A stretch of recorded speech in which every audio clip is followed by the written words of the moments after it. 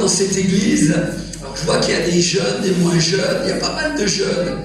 Mais je pense que certains ici, vous vous contentez de certaines choses.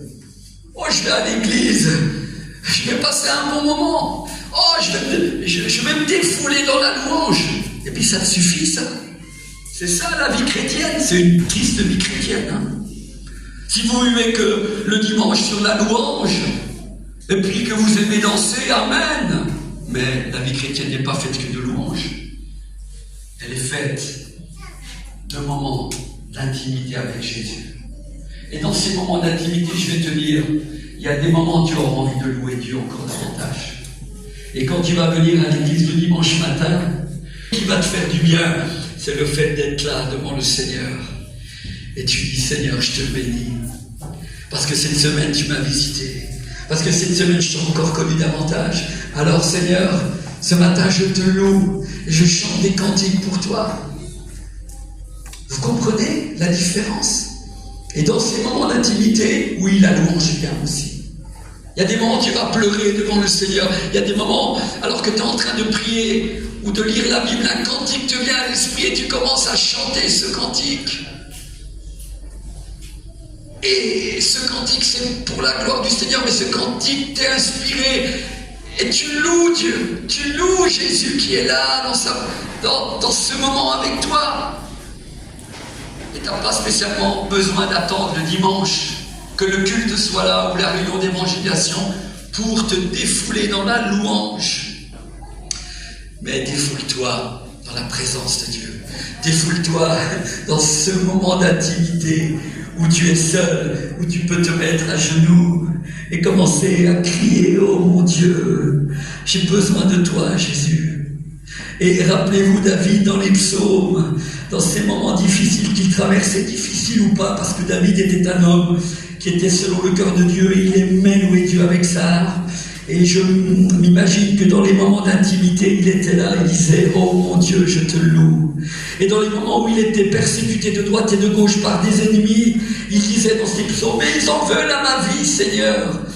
Il déversait son cœur dans ce moment.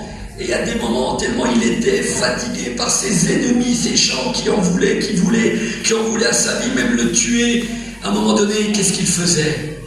Il a dit, je commande à mon âme de louer le Seigneur. Il commandait à son âme qui ne voulait pas dans cette intimité, parce qu'il était tellement en bas, il était dans la dépression même des fois, quand on lit les psaumes. Mais dans ces moments, il disait, je commande à mon âme de louer le Seigneur. Et c'est pour ça qu'il dira dans le psaume 18, je m'écris loué soit l'Éternel. Je suis délivré de tous mes ennemis. Ô Église de ce quartier, prenez du temps avec Jésus. Ne vous contentez pas simplement. Et cette parole s'est faite chair, nous dit la Bible. Elle est devenue humaine. Et elle est venue marcher parmi nous pour nous parler. Et c'est ce même Jésus de Nazareth. Lorsque vous êtes en train de la lire, il est en train de vous parler. Parce que je dis souvent que les chrétiens disent « Ah, mais moi, vous savez, pasteur, ou frère Armando, ou je ne sais pas qui, sœur, j'aimerais tellement voir Jésus physiquement. » Quand tu lis la Bible, tu es en train de le voir. Depuis un an ou deux, est-ce qu'il y a toujours ce feu qui vous attire près de lui?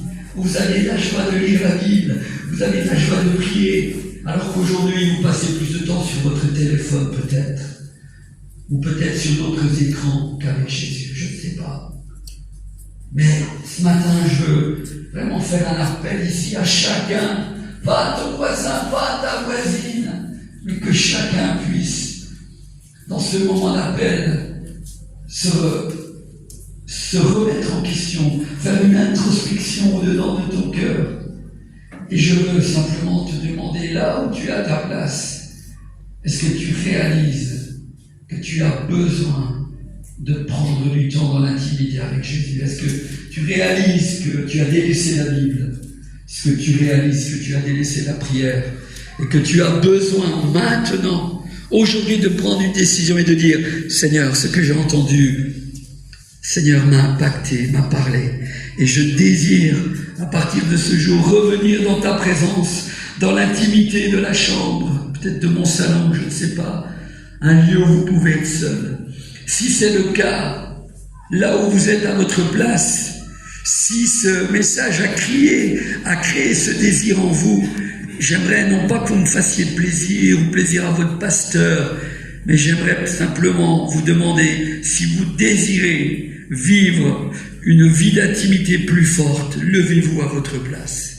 Et j'aimerais simplement prier pour vous en conclusion, pour dire oui Seigneur, je réalise que j'ai besoin de m'approcher de toi, parce que je réalise que ma vie finalement, elle est sec, il manque de cette huile, j'en ai pas beaucoup Seigneur, je vis sur les réunions, mais ce matin je réalise que j'ai besoin de plus te connaître, dans la puissance de ta résurrection, j'ai besoin de me discipliner, et je veux à partir de maintenant, dans mon planning, dans mon agenda, je désire Seigneur, prendre du temps avec toi. Je désire grandir dans cette intimité. Voilà, c'est tellement important de le faire. Et vous en serez bénis. Vous savez, quand on prend une décision lors d'un appel, alors il faut la tenir. Et quand on la prend et qu'on la tient, alors le Seigneur est là pour nous aider à aller de l'avant dans cette décision qu'on a prise. Et vous allez être bénis, mes amis.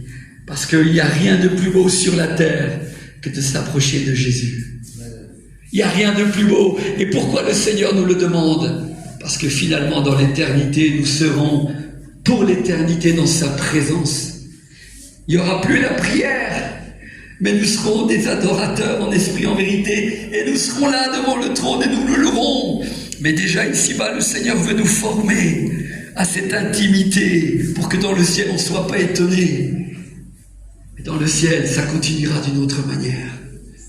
Nous le louerons jour et nuit. Alors apprenons à dégager du temps ici-bas. Merci pour les jeunes qui se sont levés. Cela me touche. Y en a-t-il encore d'autres? C'est le moment. Alors je veux simplement prier en conclusion pour les uns et pour les autres.